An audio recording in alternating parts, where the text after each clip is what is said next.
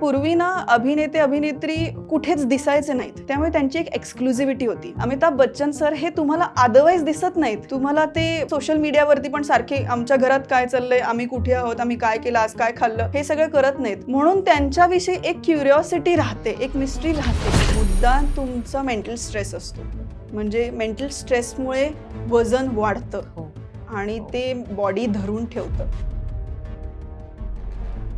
स्त्रियांचं स्वतःकडे खूप दुर्लक्ष होतं, कारण आपण बायकांना आधी त्यांचं, तुम्हाला भूक लागली आधी तुमचं करूयात, मग मी माझं जेवते. तर ही जी सवय आहे आपली, तर त्याच्यामध्ये आपण खूप मागे पडत जातो. राजकारणात उतरूनच समाजकारण करू शकतो असं काही नाहीये. समाजकारण करायला राजकारणात असावं लागतं असं नाही. राजकारणी म्हणून काय आहेत हे माझ्यासाठी मॅटर नाही करत. राजसाहेब माणूस म्हणून काय आहेत याच्याविषयी मी व्यक्त, मला सपोर्ट करा असं वाटतो तेव्हा मी तो सपोर्ट करते. आज मराठीच्या साठी मी या क्षेत्रामध्ये काम करते. मराठी माझी मातृभाषा आहे, मी या राज्यात राहते आहे. तर मी जर का या भाषेसाठी उभी नाही राहणार तर मग कोण राहणार?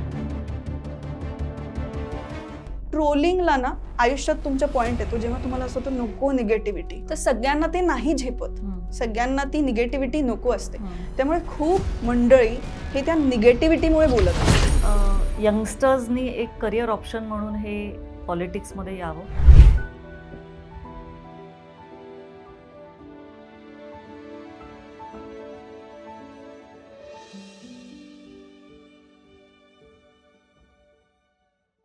नमस्कार, वुमन की बात आरपार या नवीन एपिसोडमध्ये आपलं स्वागत आहे. हा एपिसोड तुमच्यापर्यंत आणण्यात सहकार्य केलेलं आहे लोकमान्य मल्टीपर्पज कोऑपरेटिव्ह सोसायटी. हा एपिसोड तेजस्विनी पंडित यांच्याबरोबर केलेला आहे. तेजू, जिला लाडानी या इंडस्ट्रीमध्ये म्हटलं जातं. खूप परखड, छान आणि स्पष्ट मतं असलेली, इंडस्ट्रीमध्ये गेले 20 वर्ष कार्यरत असलेली, विविध पद्धतीने तिने तिचं आयुष्य घडवलेलं आहे.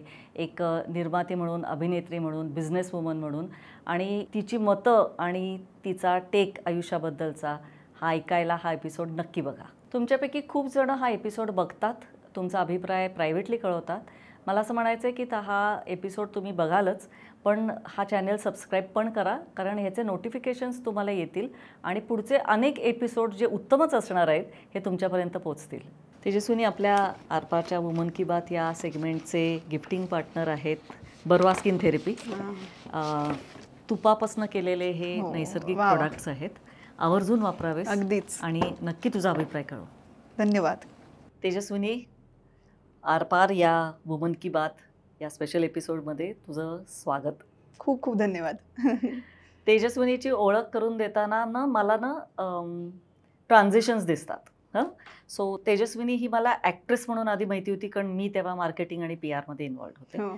त्याच्यानंतर मला तू बिझनेस वुमन म्हणून खूप जास्त माहिती व्हायला लागलीस, कारण तू तुझा स्वतःचा एक ज्वेलरी ब्रँड तयार करत होतीस. आत्ता रिसेंटली मी वाचलं की तू सलॉन पण स्टार्ट केलं, राईट? सो हे म्हणजे दिस इज व्हेरी एंटरप्राइजिंग. आणि लेटेस्ट इज 2024 सालचं तुझा निर्माती म्हणून येणं, ते माझ्यासाठी इनफॅक्ट इंडस्ट्रीसाठी खूपच आशादायी आहे, कारण की निर्माती होणं काही चेष्टा नाही आहे. निर्माता निर्माती दोन्ही म्हणजे चेष्टाच नाही आहे सिनेमाचं एंटायरली सगळं हँडल करणं. नक्कीच. आणि आता तू परत ॲक्ट्रेस या भूमिकेमध्ये 2025मध्ये आहेस. त्याच्यानंतर तू सामाजिक आणि ह्याच्यामध्ये मला वाटतं ममता नावाचं ममता फाउंडेशन ह्याच्यात तू खूप सक्रिय आहेस. आणि ही तुझ्या fascinating facets of your personality आहेत, जे माझ्यासकट अनेक लोकांना हे माहिती नसतील. ही स्थित्यंतरं घडत जाताना पहिली सुरुवात आपण करूया, पण मला उलटं जायचं आहे. म्हणजे उलटं म्हणजे काय की 2024 हा तुझ्यासाठी माइलस्टोन होता, राईट? की आफ्टर अ लॉंग ब्रेक तू काहीतरी वेगळं घेऊन आलीस. ॲक्च्युली तसं नाही आहे. म्हणजे 2020 साली जेव्हा कोविड लागला होता तेव्हाच मी आणि माझा एक मित्र आहे संतोष खेर म्हणून, तो दुबईला असतो. पण लॉकडाऊन लागायच्या आधीच आमचं ठरलं होतं की एकत्र निर्मिती करूयात. त्याला पण खूप इंटरेस्ट होता या क्षेत्रामध्ये आणि माझा मित्र आहे तो. तर आम्ही एकत्र येऊन क्रिएटिव्ह वाईब नावाचा एक प्रोडक्शन हाऊस टाकलं होतं. आणि त्याच्या अंतर्गत आम्ही अथांग नावाची वेब सिरीज केली. मग आम्ही चंद्रमुखी नावाची फिल्म होती ती प्रेझेंट केली. मग पॉंडिचेरी प्रेझेंट केली. मग सनी नावाची फिल्म आली होती, हेमंत डोमेनी डिरेक्ट केली होती, ललित काम करत होता, त्याच्यासाठी आम्ही को प्रोड्यूस केली. मग आणखी 2-3 प्रोजेक्ट्स आम्ही को प्रोडक्शनमध्ये पण केलं. सो प्रोड्युसर म्हणून मी खरं तर 2020-21 पासून काम करते. पण अनुभव घेत घेत घेत तू फुल फ्लेज पर्यंत आली. हो, पण ते फार म्हणजे अथांग वेब सिरीज सोडली तर फुल फ्लेज्ड प्रोड्युसर म्हणून जे काम करावं लागतं तर ते मी आय थिंक 2024 मध्ये केलं. हा, म्हणजे मला ना असं व्हिज्युअलाइज होतंय की तेजस्विनी रोज DCR रिपोर्टची वाट बघते. म्हणजे DCR is daily collection report. की परीक्षेचा काळ असतो ना आणि परीक्षेत आपण किती मार्क्स पडले, तर रोज थिएटरला किती शोज लागले, यु नो लाईक. तर हे सगळं तुला अभ्यास करायला लागला असेल, अनेक वेंडर्स बरोबर तुला घेतला असेल. हे सगळं घडल्यानंतर तुझ्यात काही बदल घडला असं तुला वाटलं? सो मला असं लक्षात आलं की अभिनेत्री होणं जास्त सोपं आहे. निर्माती होणं अत्यंत अवघड गोष्ट आहे. खरं तर त्याच्याबरोबरचे जे रिस्क इन्व्हॉल्व्ह असतात ते तर मेजर कारण असतं. पण अदरवाईज ऑल्सो मला असं वाटतं की एक अभिनेत्री किंवा अभिनेता जेव्हा एका प्रोजेक्टमध्ये येतात, त्याचा भाग होतात, तेव्हा ते त्यांचं काम करतात, ते त्याचा मोबदला घेतात. त्याच्यानंतर ते डबिंगला येतात, डबिंग करतात. त्याच्यानंतर ते इंटरव्ह्यूजमध्ये बेसिकली मग प्रमोशनला येतात. झालं, म्हणजे संपलं, ॲक्टरचं काम संपलं.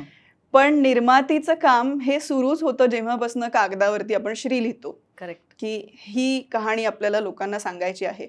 आणि मग तिचा प्रवास किंवा त्याचा प्रवास हा बॉक्स ऑफिस कलेक्शन काय होतंय इथे पण संपत नाही. तो चित्रपट विकला जातोय की नाही, तो दाखवला जातोय की नाही, तो लोकांपर्यंत पोहोचतोय की नाही, इथपर्यंत त्याचा प्रवास असतो. आणि प्रत्येक जण येतो आणि स्वतःचे पैसे घेऊन जातो. प्रोड्युसर मात्र फक्त पैसे देतो आणि पैसे येण्याची वाट बघत असतो. म्हणजे तुझ्या 20 वर्षाच्या कारकिर्दीमध्ये तुला हा जो शेवटचं कल्पनेचं होतं ना, की ते सगळं आठवलं असेल ना? अगदी अगदी. म्हणजे मी म्हणजे टचवूड मी अजिबात टँट्रम्सवाली ऍक्ट्रेस कधीच नव्हते.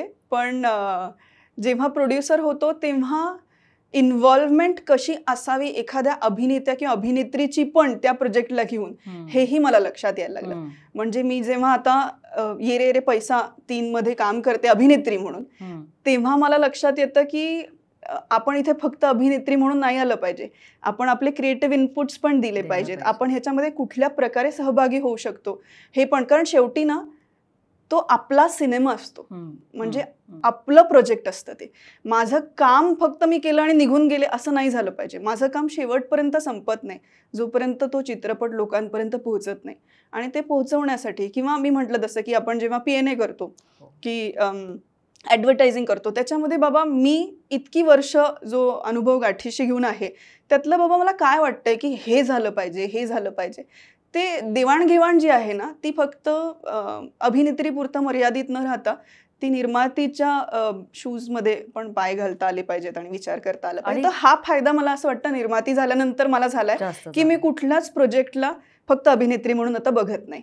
आणि कोविड नंतर इतकं झपाट्याने कम्युनिकेशनच्या चॅनेल्स बदलले की जे कन्व्हेन्शनल जे कदाचित तू आधी करत होतीस ते तू 1 नंबरच्या वेळेला करू शकलीच नसतीस. म्हणजे नाही, कन्व्हेन्शनल गेलंच आहे.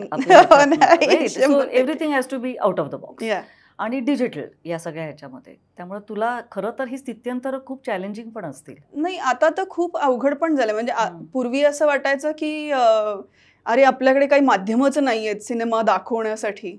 आता उलट असं झालंय की इतकी माध्यमं असून सुद्धा लोकांपर्यंत आपण पोहोचत नाही आहोत. मग काय करायचं असा प्रश्न पडायला लागतो की मग आता लोकांपर्यंत पोहोचायचं कसं.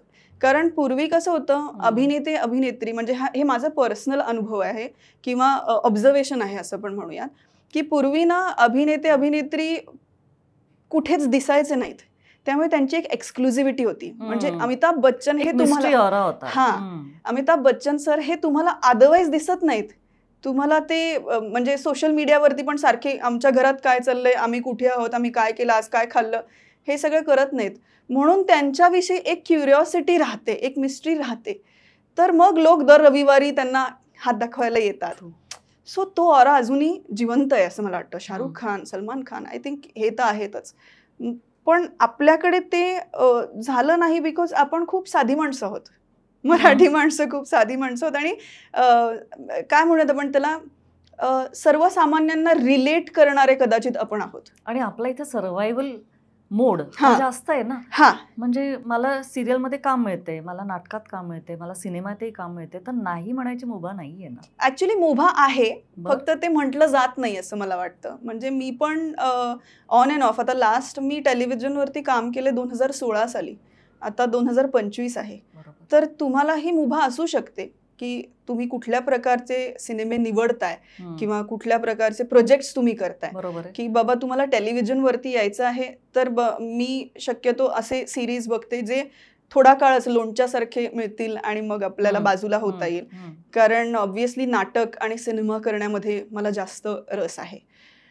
पण मी म्हटलं तसं ती एक्सक्लुझिव्हिटी आपण थोडीशी जपली नाहीये म्हणून की काय मला असं वाटायला लागतं की मग गृहीत धरणं सुरू झालंय की हां ठीक आहे, हिला तर आम्ही रोजच टेलिव्हिजनवरती बघतो, मग हिच्यासाठी मी 250 रुपयाचं 150 रुपयाचं तिकीट काढून सिनेमा बघायला का जाऊ. हा बघ ना, तू बोलताना सुद्धा ही इन्सिक्युरिटी आपल्या मनात किती सारखी यायला लागली आहे ना. यायला लागली आणि ती की, एका अर्थी चांगली पण आहे मला असं वाटतं. बिकॉज तुम्ही विचार करता आहात की अलर्ट राहताय. तुम्हाला प्रेक्षकांना थिएटरमध्ये आणण्यासाठी तुम्हाला ते करावं लागेल का, तुम्हाला तेवढं एक्सक्लुझिव्ह राहावं लागेल का, हा विचार झाला पाहिजे असं मला कुठेतरी वाटतं. पण हे माझं वैयक्तिक मत आहे.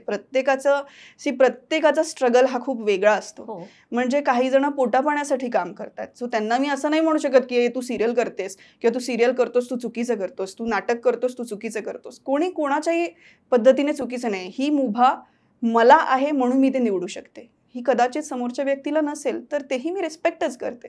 म्हणजे ज्योती चांदेकर या ज्येष्ठ अभिनेत्री आणि तेजस्विनीच्या आई यांचं आत्ताची रिसेंट पोस्ट जी होती की वयाच्या 68व्या वर्षी त्यांनी गाडी घेतली स्वतःची, आणि फार गोड पोस्ट होती ती, कारण तो अभिमान आणि तो उत्साह आणि तो आनंद त्यांच्या चेहऱ्यावर दिसतोय. त्यांच्या कारकिर्दीला 50हून अधिक वर्ष झाली, तुझ्या ह्याला 20हून अधिक वर्ष झाली. हे बाळकडू तुला त्यांच्याकडनंच आलेलं आहे. पण तू हे आधीपासूनच ठरवलेलं होतंस की तू ऍक्ट्रेसेस होणार आहेस? नाही, माझं या क्षेत्रात येणंच खूप फ्लूक आहे. मी आय थिंक माझ्या पूर्वीच्या इंटरव्ह्यूजमध्ये पण सांगितलंय, मला अभिनेत्री होईन हे कधीच वाटलं नव्हतं. माझी बहीण खूप छान मिमिक्री करायची लहानपणी, अशा जुन्या नट्यांची वगैरे, आणि माझ्या आईवडिलांना कायम असं वाटत आलं की ती या क्षेत्रात येणार, म्हणजे माझी बहीण येणार. पण ती कुठेतरी कॉलेजला गेली होती का काहीतरी झालं होतं आणि ऑडिशन्स चालू होते IME मध्ये, तर इंडियन मॅजिक आयमध्ये. तर माझी आई म्हणाली ती नाहीये तर तू जा. तर मी रिकामीच होते त्यावेळेला, म्हटलं जाते, आणि म्हणून मग मी गेले होते. आणि मी अगदी पहिल्या 32 का 36 मुलींमधनं मी सिलेक्ट झाले पहिल्या झटक्यातच, आणि ती ऍड होती अपोजिट अंकुश चौधरी. तर तेव्हा तर अंकुश चौधरी म्हणजे बाप रे, लाईक ही वॉज ऑन पीक. तर अंकुश चौधरींच्या त्यांच्या म्हणजे ऑपोजिट आपल्याला काम करायचंय या कल्पनेनीच मी अशी फुल झॅप्ट होते. सो जाहिरातीतनं तुझी सुरुवात? जाहिरातीतनं माझी सुरुवात झाली. म्हणजे त्याच्या आधी बालनाट्य केलीच होती. माझ्या आईचं प्रोडक्शन हाऊसच होतं तेव्हा, कुलस्वामी थिएटर्स म्हणून. तर बालनाट्यात चिकार मी काम केलं होतं. पण सुरू तसं म्हणायचं तर, कारण त्या नाटकातही त्या बालनाट्यांमध्ये पण माझी सख्खी बहीण हिरोईन होती, मी साईड रोल करत होते.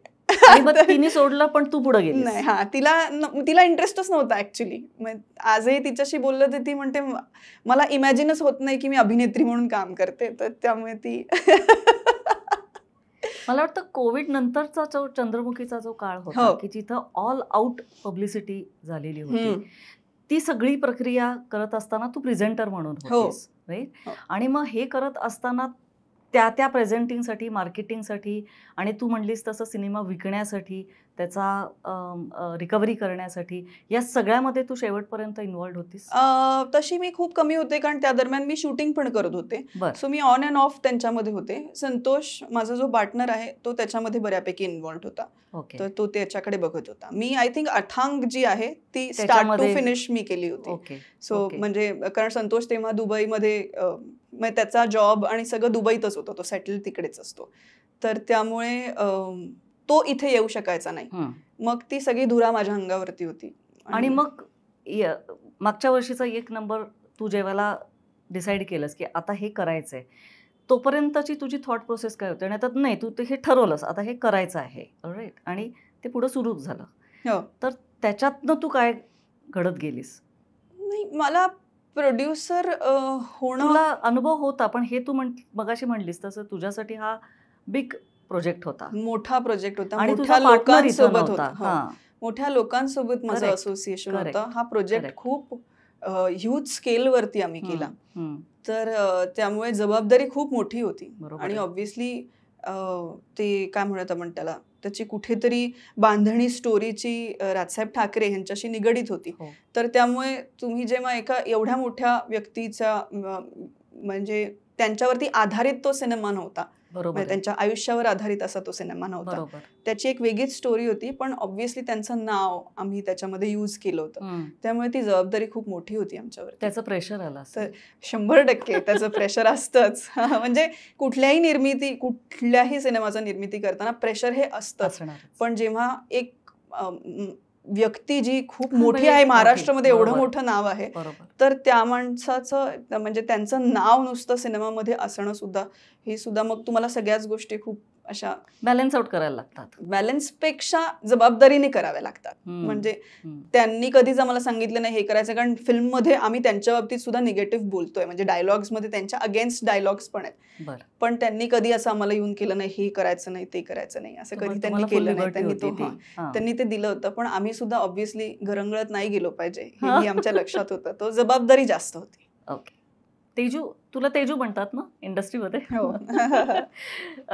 तेजू, आयुष्याच्या प्रत्येक टप्प्यामध्ये आता तुला 20 वर्ष या ह्याच्यात झालेली आहेत आणि या ह्याच्यामध्ये तू बिझनेस पण केला आहेस, तू निर्माती म्हणून पण आहेस, हाही एक बिझनेसच आहे, तू ॲक्ट्रेस पण आहेस आणि तू सामाजिक ह्याच्यामध्ये खूप अवेअर पर्सनॅलिटी आहेस. या सगळ्यामध्ये आई तर ऑफकोर्स स्ट्रॉंग फाउंडेशनच तुझं घरातनं आहे. पण हे घडत असताना सगळा तुझा करिअर पाथ असताना आयुष्याच्या प्रत्येक टप्प्यावर तुला कोण ना कोणतरी एक मेंटर, गुरु असं काही लाभत गेलं जे तुला मनापासनं सांगावंसं वाटेल की का ह्याची गरज असते? म्हणजे उदाहरणार्थ की बिझनेस मेंटरिंग म्हणतो आपण.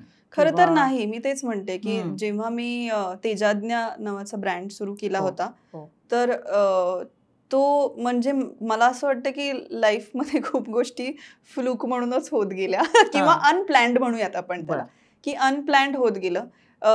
मला जेव्हा माझी स्कूल संपली, 10वी झाली, 10वी झाल्यानंतर मला इंटिरियर किंवा फॅशन डिझायनिंग करायचं होतं. म्हणजे त्यातल्या त्यात माझा कल फॅशन डिझायनिंगकडे जास्त होता. आणि माझ्या वडिलांनी मला सांगितलं की तेजू, माझ्याकडे पैसे नाही आहेत. तेव्हा मी सिंहगड इन्स्टिट्यूटला इंटिरियरचे ॲडमिशन्स बघत होते आणि NIFT जे आहे तिथे मी फॅशन डिझायनिंगसाठी. पण दोन्ही कोर्सेसचे फीज ऑलमोस्ट 80,000 60,000 असे होते आणि मी ही गोष्ट करते ऑलमोस्ट 2002. तर माझ्या वडिलांनी मला सांगितलं की तेजू, माझ्याकडे पैसे नाही आहेत, तर मी नाही तुझी ॲडमिशन करू शकत. तर मी म्हटलं ठीक आहे, काही प्रॉब्लेम नाही. म्हटलं मला नॉर्मल एज्युकेशन घ्यायचं नाही आहे, मला 11वी 12वी वगैरे असं करायचं नाही आहे, मला या क्षेत्रातच काहीतरी करायचं आहे. तर मी म्हटलं आत्ता पैसे नसतील तर आपण नको करूयात, मी स्वतः कमवेन तेव्हा मी स्वतः करेन, असं मी वडिलांना सांगितलं होतं. आणि त्याच्यानंतर असं झालं की माझी डायरेक्टली म्हणजे या क्षेत्रातच, सिने क्षेत्रातच एंट्री झाली. त्याच्यानंतर मी इतकी या क्षेत्रातच रुळले रमले की मला त्याचा थोडक्यात विसर पडला होता की माझं शिक्षण बाकी आहे. पण आता इतकी काम करायला लागले की मला शिक्षणासाठी पण वेळ मिळाला नाही आणि माझी मुळातच 11वी 12वी नॉर्मल करायची इच्छाच नव्हती. सो मी कथकला ॲडमिशन घेतली. मी मनीषा साठे माझ्या गुरु आहेत, त्यांच्याकडे मी कथक शिकत होते. आणि त्याच्यानंतर मात्र मला मुंबईवरनं ऑफर आली आणि मला पूनम गांधी म्हणून माझ्या मनीषाताईंच्या अंडर ज्या शिकवतात, तर त्या माझ्या गुरु होत्या आणि त्यांनी मला म्हटलं ताई, मला असं असं मुंबईतनं काम येतंय. तर ते म्हणाले तू नाही सोडलं पाहिजेस तेजू हे. तर मी म्हटलं की पण मग माझं कथक सगळं अर्धवट राहील, मला अलंकार करायचा आहे.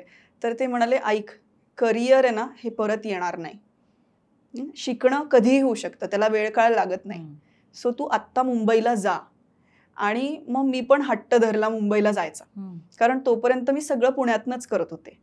आणि खूप वेळेला म्हणजे इंडस्ट्री अख्खी मुंबईत असल्यामुळे बरोबर आहे. मला मुंबईला जाणं भाग होतं आणि हम्म. माझी आई मुंबईला कधीच गेली नाही, त्यामुळे तिचं अभिनेत्री म्हणून किती नुकसान झालं हे मी खूप जवळून पाहिलं होतं. म्हणजे इतकी डिझर्विंग ऍक्ट्रेस असून सुद्धा तिला खूप गोष्टी नाही मिळाल्या. म्हणजे आजही माझं तेच मत आहे. तर तिला त्या नाही मिळाल्या, तर मला असं वाटलं की मग मला मुंबईला जायला पाहिजे. जर का मला या क्षेत्रात काम करायचंय तर मी मुंबईला जाते. नंतर मी माझं करिअर सुरू केलं आणि बाय द टाइम 2015ला माझे वडील गेले आणि त्याच्यानंतर मला असं झालं की काहीतरी व्यवसाय करायला पाहिजे. म्हणजे पैशासाठी म्हणतेस तू का तोपर्यंत पण तुझं नाही, करिअर तोपर्यंत माझं ओके होतं, पण मला अजून काहीतरी करायचं होतं स्टेबिलिटीसाठी म्हणून. पण स्टेबिलिटी पण नव्हती त्याच्या मागे. मी म्हटलं ना की ते इतकं अनप्लॅन्ड होतं. मला व्यवसाय करायचा होता, पण काय करायचं आहे, शिक्षण नसल्यामुळे व्यवसाय कशामध्ये करणार, म्हणजे काहीच माहितीच नव्हतं ना, कधीच केलं नव्हतं. पण फॅशन डिझायनिंगचा अंग होता.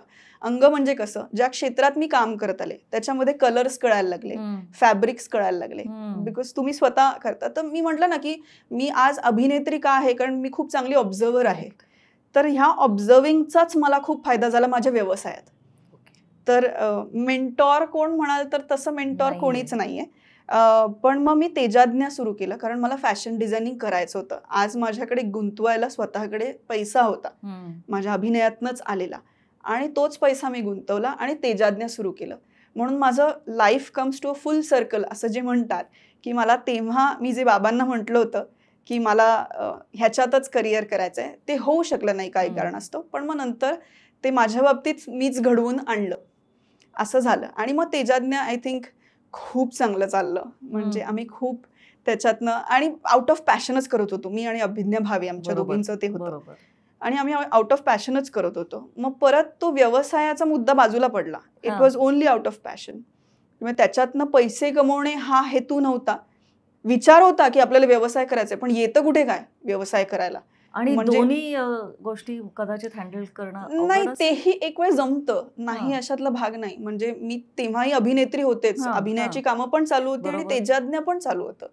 पण व्यवसाय म्हणून सिरियसली नाही बघितलं गेलं तेव्हा. फक्त असं ज्या वयात ते होतं ना, त्या वयात तुम्हाला असं वाटतं की हे होईल यार, हे आपण करूयात. तेव्हा फक्त उर्मी असते तुमच्याकडे, आणि ती महत्वाची पण असते मला असं वाटतं. म्हणजे उर्मी असली की पैसा आपोआप जोडला जातो, माणसं जोडली जातात, माणसांमुळे पैसा उभा होतो. तर या सगळ्या गोष्टी एकत्र होतात. आणि ऑब्व्हियसली आता जेव्हा मी एखादं सलॉन चालवते किंवा एखादा बिझनेस करते, म्हणजे या क्षेत्रामध्ये तू कशी आलीस? परत इथे कोणी गुरु नाही, कोणी गुरु नाही, कोणी गुरु नाही किंवा काहीच कुठल्याच पद्धतीचं हे क्षेत्रच माहिती नव्हतं खरं तर. माझी मैत्रीण आहे पूनम शेंडे आणि अनुप पतंगे, असे आम्ही तिघं लिटरली राजा बहादूर मिल्स जे आहे तिथे आम्ही कधी जेवणालाच भेट, कधी ह्यालाच भेट, त्यालाच भेट, असं आमचं चालू असायचं. आणि आमचं ब्रेनस्टॉर्मिंग चालू होतं की मी तर म्हणत होते की आमचं क्षेत्र हे इतकं अनसर्टन आहे की इथे कुठेतरी कधी स्टेबिलिटी येईल याची काही गॅरंटीच नाही आहे. म्हणजे अभिनय क्षेत्रामध्ये किंवा मुळात या कला क्षेत्रामध्ये स्टेबिलिटी नावाची गोष्ट नाही होऊ शकत अनलेस तुम्ही कुठलं तरी टेलिव्हिजन शो करत आहात ज्याच्यामधनं महिन्याचे पैसे येतात. सिनेमा किंवा नाटकामध्ये तसं बघायला गेलं तर स्टेबिलिटी नाही. आपण आयुष्यभर फ्रीलान्सरच असतो या क्षेत्रामध्ये. आणि आज काम आहे, उद्या नाहीये, परत परवा काम आहे कदाचित, आणि मग नाहीये पण होऊ शकतं, किंवा आहे असं येऊ शकतं. फेजेस आहे. तर इथे गॅरंटी कशाचीच नाही. सो मला ऑब्व्हियसली असं वाटायला लागलं की आपल्या हाताशी एक व्यवसाय असायला पाहिजे ज्याच्यातनं आपल्याला पैसे जोडता येतील, किंवा इथे जर का स्टेबिलिटी असेल ना तर इथे मी खूप एक्सपेरिमेंट करू शकेन. म्हणजे अभिनय क्षेत्रामध्ये की बाबा एक कुठलं तरी असा व्यवसाय जिथे मला स्टेबिलिटी आहे की इथनं माझे पैसे सुटत आहेत, आणि मग इथे मला एक्सपेरिमेंट करत, म्हणजे इथली माझी क्रिएटिव्हिटी मग मरत नाही. मग तुम्ही इथे काय म्हणत आपण त्याला, इट मे साऊंड रॉंग, पण तुम्ही कामगार म्हणून काम नाही करत, तुम्ही एक क्रिएटिव्ह पर्सन म्हणून काम करता, प्रोफेशनल म्हणून काम करू शकता. म्हणजे तुम्ही चूज करू शकता, ही मुभा तुम्हाला राहते. तर म्हणून मग मी ते एम टू एम सलॉन जे आहे, आणि ते पुण्याचं एम टू एम नाव आहे त्याचं, कारण ते पुण्याचं फर्स्ट मिडनाईट सलॉन आहे. म्हणजे सकाळी 11 ते रात्री 12 बर असं त्याचा टाइम आहे. जनरली सगळे सलॉन्स हे 8:30ला बंद होतात, 8:30-9 फार तर फार. तर आमचं 12 पर्यंत चालू असतं, कारण तुम्हाला जर का पार्टीजला जायचं असेल, डिनरला जायचं वा. असेल, कुठे बर्थडे सरप्राईज पार्टीला जायचं असेल, तर तिथे तयार व्हायचं आणि जायचं. सो असं. इथं सुद्धा तुझी क्रिएटिव्हिटी आली थॉट प्रोसेस. हो, म्हणजे आम्हाला ते करायचं होतं. आणि आता पुढचे प्लॅन्स आमचे त्याच्या व्यतिरिक्त, म्हणजे व्यवसाय कसा अजून वाढवता येईल त्याच्या दृष्टिकोनातून आता आमचे प्लॅन्स चालू आहेत. Very enterprising thank you. Very enterprising. Thank you. So या ह्याच्यामध्ये आता पुढचे तुझे एक पुण्यात आहे आणि देन आता ऑलरेडी एक इथे झालंय, त्याचीच ब्रँच आता आम्ही वाकडलाही उघडतोय. अजून 1-2 ठिकाणी बोलणं चालू आहे. तर आय थिंक हा म्हणजे व्यवसाय म्हणून मोठा करण्याचा प्लॅन आहे. आणि माझ्या जोडीला हे जी दोघं आहेत माणसं माझे अगदी जीवाभावाचे मित्र आहेत. पण म्हणून मी कदाचित तेवढी रिलॅक्स्ड पण आहे की जर का मी नसेन तर ते असतात, ते नसतील तर मी असेल. तर असं आमचं एकमेकांबरोबर अंडरस्टँडिंग खूप चांगलं आहे. तर त्यामुळे मग ते एकावरती प्रेशर येत नाही कुठल्याही गोष्टीचा. म्हणजे मी जे ओरिजिनल तुला विचारलं की जो ग्रुप फॅक्टर होता तो बाजूला पडलाय, पण I can understand the link की तू जे म्हणते म्हणजे कुठे तुला असोसिएशन्स मिळत गेले. हा, असोसिएशनच माझे आय थिंक माझे जी आजूबाजूची माणसं आहेत तीच कदाचित गुरु आहेत. कारण असं कोणीच की ह्याच्या आधी बाबा कोणीतरी खूप मोठं सलॉन टाकलेलं त्याच्या अंडर आम्ही काहीतरी काम केलं असं होत नाहीये. किंवा तेजाज्ञा ब्रँड पण जेव्हा उघडला तेव्हा बाबा कपड्यांच्या बाबतीत काहीतरी करायचं ह्याचं काही गायडन्सच नव्हता. हे ऑब्झर्वेशन मधनं शिकत आलेलो किंवा काळाची गरज म्हणून शिकलेलो अशा सगळ्या गोष्टीतनं घडतंय. सो तेजाज्ञा आता सुरू आहे? नाही, तेजाज्ञा आता बंद केलं मी. कारण क्रिएटिव्ह वाईब पण सुरू झालं. मग तेजाज्ञा ऑलरेडी सुरू होतं, अभिनय चालूच होता. मग क्रिएटिव्ह वाईबचं प्रोडक्शन हाऊस सुरू झालं, प्लस मग सह्याद्री फिल्म्स झालं.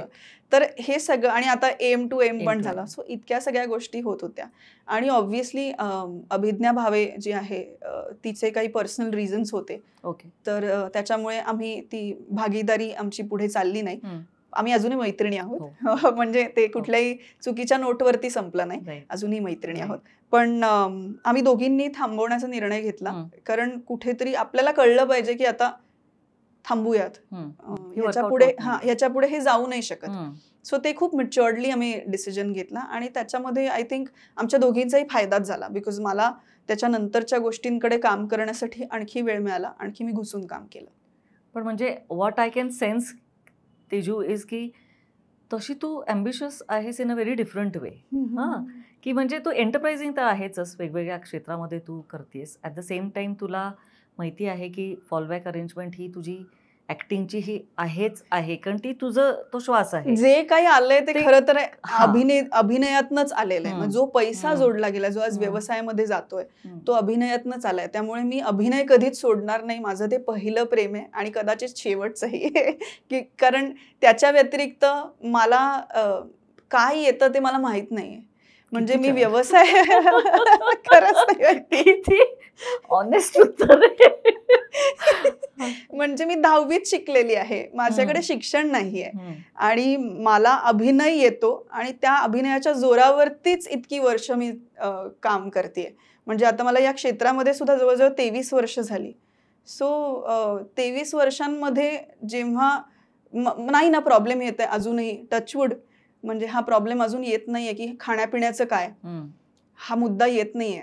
तर या म्हणजे माझं कुठलं तरी चॉईसेस बरोबर आहेत, कुठलं तरी प्लॅनिंग बरोबर आहे, काहीतरी योग्य चाललंय, काहीतरी समथिंग इज वर्किंग आउट, काहीतरी योग्य चाललंय. आणि मला असं वाटतं मी जर का अभिनेत्री नसते तर मी काहीच नसते. म्हणजे ह्यातलं काहीच झालं नसतं. नाही तरी तू केलंच असतंस, हे तुझ्या स्पिरिटमध्येच आहे. पण मला विचारायचं आहे की आता आपण जे सगळं बोललो आहोत हे खूप कष्टाचं आयुष्य तुझं गेलेलं आहे. म्हणजे हे काही सोपं नाहीये, अजिबातच नाहीये आणि हे जाणवतं.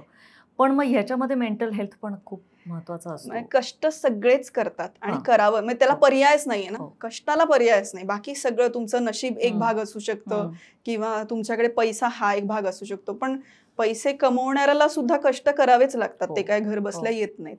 तर त्यामुळे कष्टाला पर्यायच नाही. ही जी अस्थिरता आहे या क्षेत्रामधली, याच्यामध्ये मेंटल हेल्थ हा खूप महत्वाचा इश्यू असतो, महत्वाचा आहे, राईट?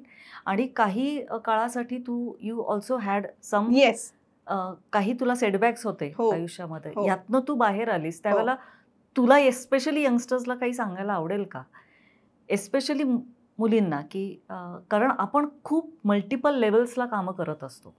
घरची बरोबर. जबाबदारी असते बरोबर. आणि प्रोफेशन पण चालू असतं, पण इतकं सोपं नसतं. हेल्थ निग्लेक्ट होतं अशा वेळेला. 100% हेल्थ निग्लेक्ट होतं. म्हणजे माझं आय थिंक तेच झालं. माझ्या हेल्थवरती त्याचा खूप टोल पण आला हम्म. आणि खूप वेळेला असं होतं की अरे तेजस्विनीचं वजन वाढलंय. हम्म. तर त्यात वजन वाढण्याचं कारण मी दारू पित नाही, मी सिगरेट ओढत नाही. हम्म. तर यातल्या दोन्ही गोष्टी मी करत नाही. तर वजन वाढण्याचं कारण खाणं आहे का? तर माझं खाणं बघितल्यावरती समोरचं अरे तुझं संपलं जेवण झालं हा. असं हा. ते म्हणजे इतकं कमी मी जेवते. तर मुद्दा ह्यातला कुठलाच नाहीये. मुद्दा तुमचा मेंटल स्ट्रेस असतो. म्हणजे मेंटल स्ट्रेसमुळे वजन वाढतं हो.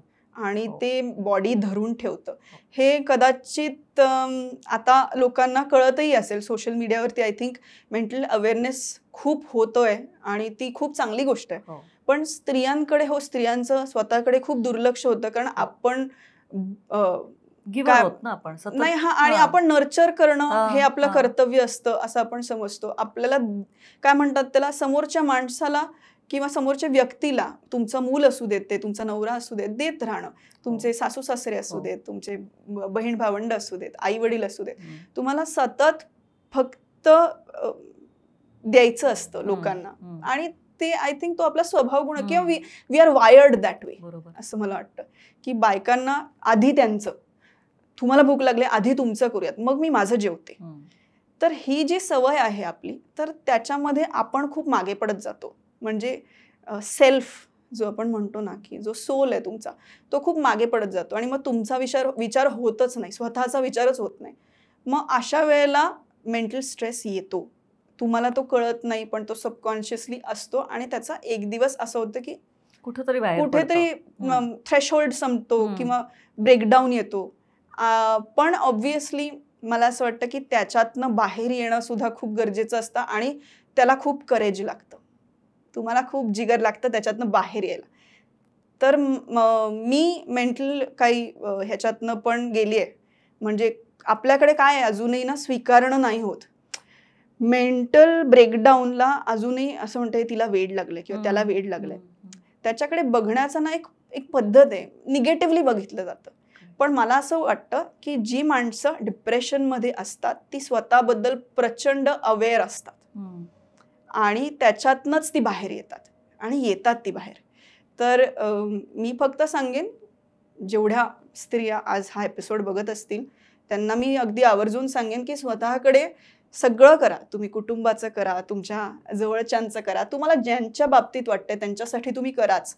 पण तुम्हाला विसरू नका इतरांसाठी करताना. खूप बरोबर आहे. पण म्हणजे माझं म्हणणं आहे की मुलासाठी एखादी त्याच्या आवडीची गोष्ट केली तर तुम्हाला काय आवडतं तेही करायला विसरू नका. आणि ही अपेक्षा अजिबात चुकीची नाही की माझ्यासाठी कुणीतरी करावं, ही अपेक्षा अजिबात चुकीची नाही. पण बहुतांश वेळेला ते होत नाही की स्त्रियांसाठी करणारे खूप कमी असतात. की घरातली जी आई आहे ती सगळ्यांची काळजी घेत असते, ती सगळ्यांच्या आवडीनिवडी जपत असते. पण आईला काय आवडतं किंवा आईला कधीतरी मी काहीतरी करून खाऊ घालते किंवा खाऊ घालतो असं होत नाही. पण माझं असं म्हणणं आहे मग ते जर का कोणी करणार नसेल तर आयांनी त्यांच्यासाठी त्यांच्या आवडीच्या गोष्टी कराव्यात.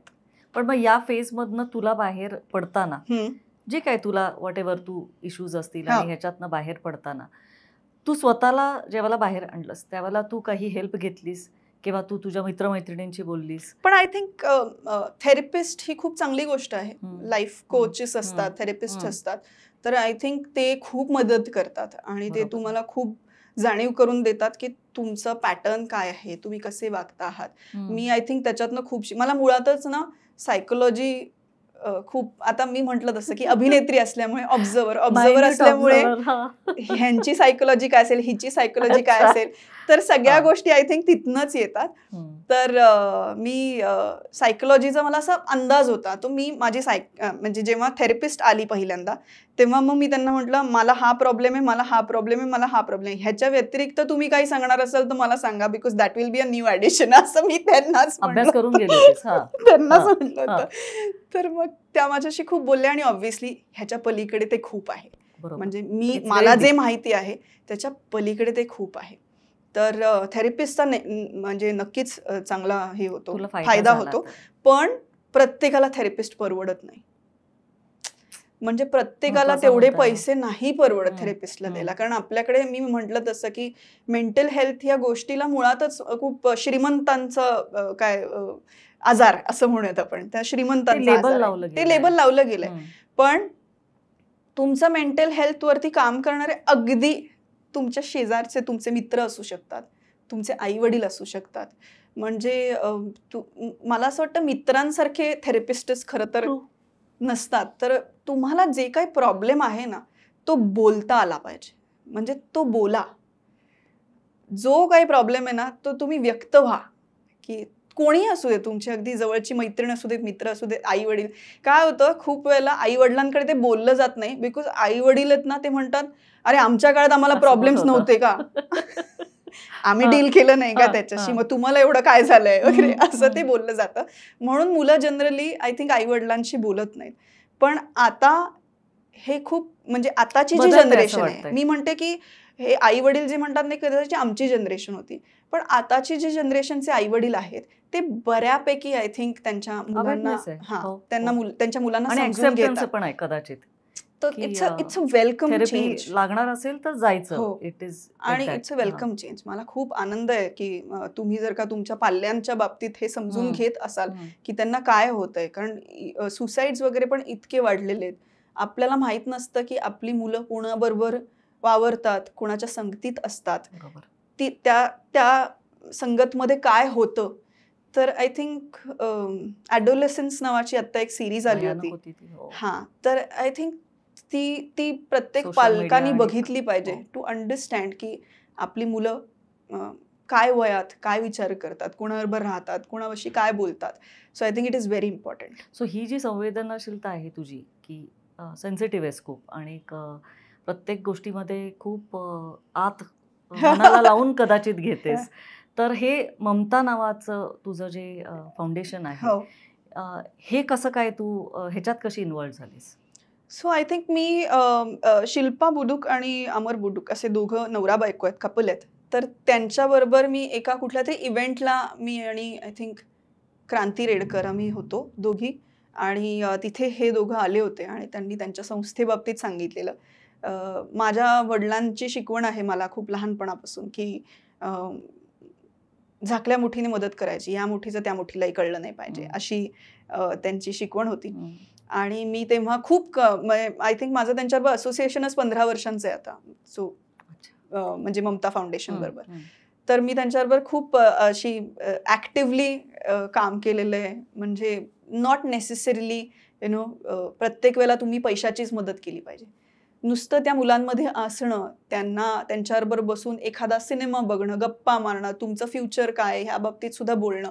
आय थिंक हे खूप इम्पॉर्टंट कुठल्या असतं. वयाची मुलं आहेत? ही सगळी आता त्यांची लग्न झाली आहेत त्यातल्या दोघांची. म्हणजे ज्या लग्नासाठी मी आता गेले होते तर त्यांची लग्न झाली. पण जेव्हा मी गेले होते तेव्हा ती अगदीच 13-13 वर्षांची होती. सो त्यांच्याकडे अगदी 6 महिन्याच्या बाळापासनं आता 26-28 वयोगटामध्ये मुलं आहेत. आणि सगळी HIV आहेत. म्हणजे HIV ग्रस्त मुलं आहेत. पण चेहऱ्यावर एक लवलेश नाही.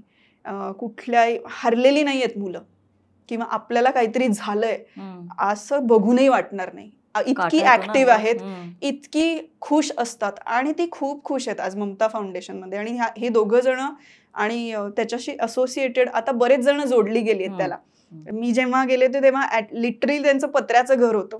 म्हणजे पत्रे टाकलेलं घर होतं. पण त्याच्यातही ते मस्त निभावत होते.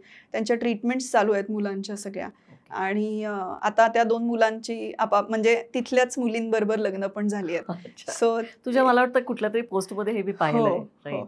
आणि आमच्यासाठी तो अत्यंत आनंदाचा सोहळा होता. बिकॉज काय होतं अशा मुलांना नॉर्मल आयुष्य जगता येईल हे इमॅजिन पण होत नाही.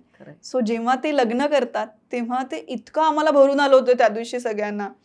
खूप खूप छान वाटलं. पण तेजू तू एक खूप स्पष्ट बोलणारी, व्यक्त होणारी आणि जे मनात असेल ते बोलणारी म्हणून प्रसिद्ध आहेस. म्हणजे ऑनेस्टली तू बोलतेस मनात असेल ते. मग तो सोशल विषय असेल, तो पॉलिटिकल विषय असेल, तुझी मतं तू देत असतेस. होय. तर या सगळ्या गोष्टींमध्ये आत्ताचं जे सामाजिक आणि राजकीय जे आत्ता एक वातावरण आहे, याच्यामध्ये तुला असं वाटतं की यंगस्टर्सनी एक करिअर ऑप्शन म्हणून हे पॉलिटिक्समध्ये यावं? हो, यायला पाहिजे. आपण त्याला चिखल म्हणतो, पण मग आपल्याला चिखल साफ करायचा नसतो. की आम्ही कशाला उतरू त्या चिखलात. म्हणजे शिवाजी जन्मावा तो पण शेजारच्या घरात. तीच वृत्ती आपली इथेही आहे. म्हणजे फक्त माझं म्हणणं आहे की तुम्ही राजकारणात उतरूनच समाजकारण करू शकता असं काही नाहीये. समाजकारण करायला राजकारणात असावं लागतं असंही नाही. तुम्ही तुमच्या पद्धतीने करू शकता ते. म्हणजे पण राज्यकर्ते तितकेच महत्त्वाचे सुद्धा असतात. म्हणजे चांगले राज्यकर्ते असणं तुमच्या राज्यामध्ये हे अत्यंत महत्त्वाची गोष्ट आहे. पण मग तू पुढचा तुझा 5वा अवतार बापरे मी म्हणलं तसं की त्याच्यामध्ये राजकारणात उतरावं लागेल असं काही नाही. मी माझ्या पद्धतीने समाजकारण करत असते. आणि म्हणजे ते कुठल्याही पद्धतीचं असू देत. आता व्यक्त होणं कुठल्या बाबतीत चूक बरोबर हे प्रत्येकासाठी काय म्हणूयात इट इज व्हेरी पर्सनल.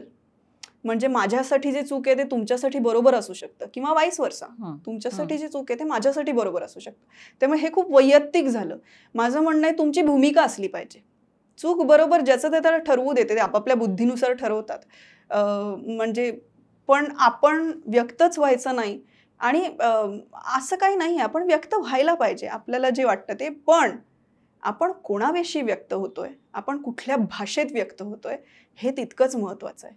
मला असं वाटतं तुमच्या हातात सोशल मीडिया आलंय ते फुकट आहे याचा अर्थ तुम्ही उठ सूट कोणालाही काही बोलावं किंवा कोणाही विषयी वक्तव्य करावेत असं नाही. तुम्ही जबाबदारीनेच व्यक्त व्हायला पाहिजे. आणि स्पेसिफिकली तुम्ही जर का अशी माणसं असाल जी पब्लिक फिगर्स आहात, इन्फ्लुएन्शियल आहात, तर तुम्ही जबाबदारीनेच व्यक्त व्हायला पाहिजे. तुझ्या एका पोस्ट खूप व्हायरल झाली होती जी आपल्या लोकप्रिय नेते राजसाहेब ठाकरेंबद्दलची होती की माणसासारखा राजा का असं काहीतरी तू लिहिलं होतंस. मनासारखा राजा, राजासारखं मन. करेक्ट. तर हे व्यक्त होताना आश्वासक नेतृत्व म्हणून किंवा मराठीसाठीचं जे किंवा चित्रपटसृष्टीसाठी त्यांनी अनेक वेळेला मदत केली आहे लोकांना, या सगळ्याचं एक सार त्या सगळ्या पोस्टमध्ये होतं. कसं आहे, आपल्याकडे राजकारण्यांना माणूस म्हणून बघितलंच जात नाही. म्हणजे कलाकारांना सुद्धा खूप वेळेला माणूस म्हणून ओळखलंच जात नाही. त्यांच्याविषयी विधानं केली जातात, त्यांच्याविषयी वाटेल त्या भाषेत बोललं जातं.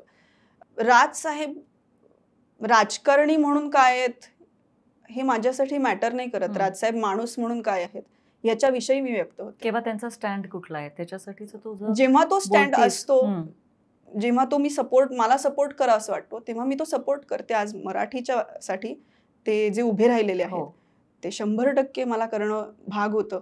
आणि ते त्यांनी सांगितलं म्हणून मी केलं नाही. ते कधीच कोणाला सांगत नाही तुम्ही हे करा. हे मलाच वाटत होतं, कारण मी या क्षेत्रामध्ये काम करते. मराठी माझी मातृभाषा आहे. मी या राज्यात राहते आहे. मी ह्या भाषेवरती गेले 22-23 वर्ष स्वतःचं पोट भरते आहे. तर मी जर का या भाषेसाठी उभी नाही राहणार तर मग कोण राहणार? आणि मी राहिले याचा अर्थ परत मी म्हटलं ना, हे वैयक्तिक झालं. बाकीचे मंडळी का नाही बोलत आहेत, का नाही, हा त्यांचा वैयक्तिक भाग आहे. आणि खूप वेळेला मी सांगू का, मी आता माझ्या क्षेत्रातल्या लोकांच्या बाजूनी बोलते असं समजू नये, पण कदाचित मी प्रतिनिधित्व करते असं आपण म्हणू शकतो. की मला असं वाटतं की ट्रोलिंगला ना, म्हणजे एक आयुष्यात तुमचा पॉईंट येतो जेव्हा तुम्हाला असं होतं नको निगेटिव्हिटी, नको कुठे ऐकायचं लोकांचं, ते फेस करणं खूप अवघड असतं. तर सगळ्यांना ते नाही झेपत, सगळ्यांना ती निगेटिव्हिटी नको असते. त्यामुळे खूप मंडळी हे त्या निगेटिव्हिटीमुळे बोलत नाहीत. त्या ट्रोलर्स ज्या पद्धतीने ट्रोलर्स ट्रोल करतात, ज्या भाषेत करतात, म्हणजे माझे जर का ट्विटर मी उघडून बघितलं ना, अजूनपर्यंत मी बघितलं नाही पण आपल्याला नोटिफिकेशन्स येत असतात, तर मी ते आता नोटिफिकेशन्स पण ऑफ केलेत. म्हणजे मी तुम्हाला म्हणायचंय मी गेंडा कातडी आहे, हो मी गेंडा कातडी आहे, तर मला काही फरक नाही पडणार तुमच्या ट्रोलिंगने.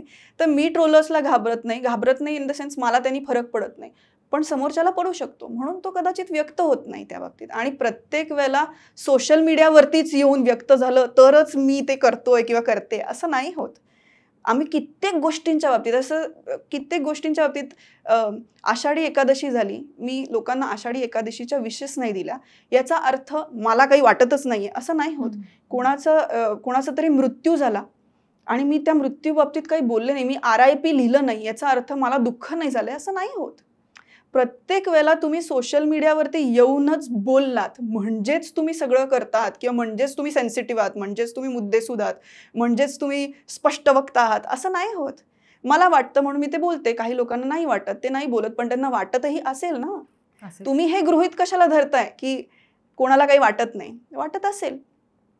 पण जेव्हा मोठ्या गोष्टी घडतात, मोठ्या घटना घडतात, जेव्हा प्रश्न राज्याचा येतो, जेव्हा प्रश्न तुमच्या भाषेचा येतो, तेव्हा त्या भाषेच्या बाजूने उभं राहणं हे आपलं कर्तव्य आहे.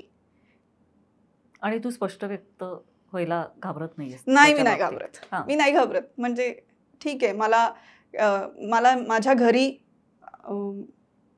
अनेक गुंड माझ्या घराखाली फेऱ्या मारून गेलेत. माझ्या घरी वरती येऊन तेजस्विनी पंडित इथेच राहतात का वगैरे हे सगळं करून गेलेत. मला धमक्यांचे फोन आलेले आहेत, असं खूप झालेलं आहे. पण मी घाबरणार नाही. खूप प्रेशर येण्यासारखं आहे तर खूप आहे. याचं दडपण तुला सतत नाही येत दडपण. म्हणजे कारण ते माझ्या ते माझ्या हातात नाहीये. व्यक्त व्हायचं की नाही हे माझ्या हातात आहे. मग जर का तुम्हाला व्यक्त व्हायचं असेल तर त्याच्या बरोबरीने येणाऱ्या गोष्टी पण तुम्हाला स्वीकारता आल्या पाहिजेत. नाहीतर व्यक्तच होऊ नका. ठीक आहे, ते पण ओके. एक थोडासा लाइटर मोडवर जाऊया की सपोजिंग मी जर का गुगल केलं तर असं येतं की म्हणजे तुझा रिसर्च करताना तर तेजस्विनी पंडितला नुकतंच बाळ झालं किंवा अशा माझ्या बाबतीत खूप माहिती आहे. म्हणजे ते कोण स्वयंघोषित एक रिसर्चर आहेत माझ्या बाबतीत, तर त्यांनी एक टाकलेलं आहे कंटिन्यू की मला एक बाळ पण आहे. म्हणजे ऍक्च्युली माझा कुठल्या तरी बाळाबरोबरचा फोटो काढून पण त्यांनी तो छापलेला. माझ्याकडे 30-35 करोडचं घर पण आहे, बंगला आहे माझ्याकडे मुंबईमध्ये. तुम्ही आलायत का माझ्या मुंबईच्या घरात? I would love. तर माझ्याकडे भरपूर जमीन पण आहे आणि माझी 3 लग्न झाली आहेत. असं पण खूप काय काय सोशल मीडिया, त्यांना काय नो स्टॉपिंग आहे. आणि किती लोकांची तोंड तुम्ही बंद करणार? ते आपापल्या, मी म्हटलं तसं आपापल्या बुद्धीनुसार आणि ते लोक छापत असतात. तर ग्रेट, ओके, ठीक आहे. म्हणजे तेजस्विनी जी मला आता समोर दिसती आहे ही सेल्फ कंटेन्ड तेजस्विनी आहे की ही मी आहे तशी आहे. पण एक काही काळ तुला आला असेल की जेव्हा तुझं लग्न झालेलं होतं आणि त्यातनं तू जेव्हा बाहेर पडलीस तर त्याच्यानंतर काही गोष्टींमध्ये तुझं मी कोट हे वाचलेलं आहे की लग्न म्हणजेच पूर्णता असं नाहीये आणि मी माझी समर्थ आहे जगायला. म्हणजे आतापर्यंत तरी कोणी असा पार्टनर मिळालेला नाहीये ज्याच्या बरोबर मला सेटल व्हायला आवडेल. कारण खूप वेळेला कम्पॅटेबिलिटीचा इश्यू असतो आणि म्हणून मी तसं म्हटलंय की लग्न केल्यानंतरच एका स्त्रीला पूर्णत्व मिळतं अशातला भाग नाहीये. मी माझे म्हणजे स्वतःच आता इतकी वर्ष झाली मी माझे पैसे कमवते आहे, मी माझा स्वतःचा व्यवसाय आहे, माझ्या कुटुंबाची मी काळजी घेते, माझ्या आईला मी कधी काही कमी पडू दिली नाही, बाबा होते तेव्हा कधी काही कमी पडू दिली नाही. मी आजही काही संस्थांना मदत करू शकते इतकं देवानी मला दिलेलं आहे.